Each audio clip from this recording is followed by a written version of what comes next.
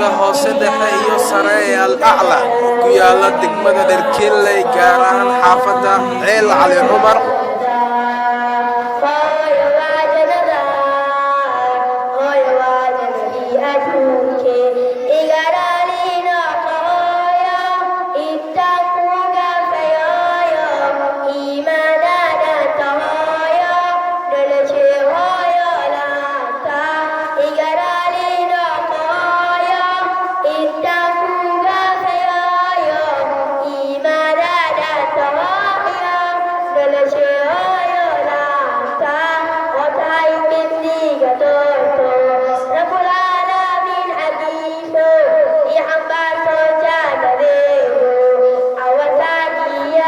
hoose dhexe iyo sare ee Al-Acla ku yaala degmada Dherkenley gaar ahaan xaafadda Ceel Cali Cumar